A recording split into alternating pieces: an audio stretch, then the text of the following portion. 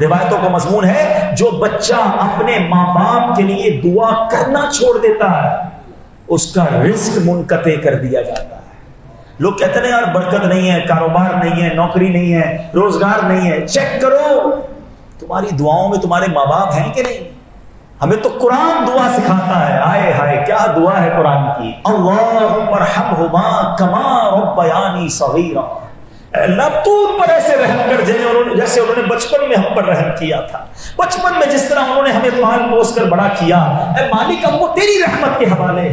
ہر دعا میں اپنے ماں باپ کو یاد رکھو، اور روایتوں میں آتا ہے بعد موت میت کا درجہ بلند ہو جاتا ہے، اللہ کی بارگاہ میں عرض کرتا ہے اے میرے رب یہ کس سبب سے میرا درجہ کیوں بلند ہو گیا؟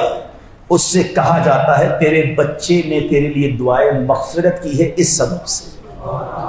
ارے یاد تو رکھو اپنے ماں باپ کو، وہ بیچارے قبر میں پڑے ہیں، اب انہیں تم کیا دے سکتے ہو؟ دعا تو کرو ان کے لیے، ثواب تو پہنچاؤ، تمہاری ہر دعا ان کے درجے بلند کر رہی ہے۔ اللہ کے حبیب فرماتے ہیں جب بھی صدقہ دینا ہو اپنے ماں باپ کی طرف سے دیا کرو، اس کے ماں باپ کو بھی اجر ملے گا، صدقہ دینے والے کے صدقے میں بھی کمی نہیں ہوگی۔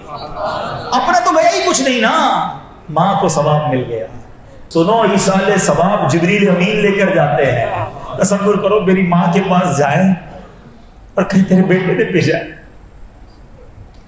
میرے مرحوم والد کے پاس جائے جبریل امین اور کہیں تمہارے بیٹے نے بھیجا ہے، کتنی روح خوش ہوگی کہ بیٹا بھولا نہیں ہے۔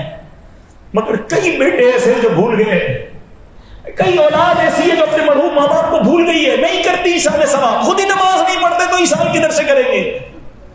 ارے یاد رکھو انہوں نے ہر دن یاد رکھا تھا، ہر شب میں یاد رکھا تھا، ہر خوشی میں یاد رکھا تھا۔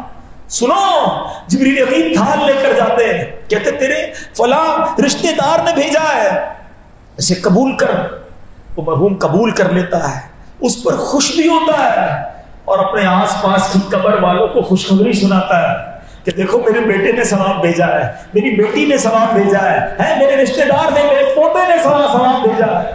اور سنو آقا فرماتے اس کے پڑوسیوں میں جسے اس جیسا تحفہ نہیں ملا ہوتا وہ غمگین ہو جاتا ہے۔ ہو سکتا ہے آپ کے مرحوم کے برابر والی قبر والے کو ثواب مل رہا ہے، آپ کے مرحوم کو نہیں مل رہا، اور وہ غمگین ہیں، وہ منتظر ہیں کہ میری اولاد کیوں نہیں بھیج رہی۔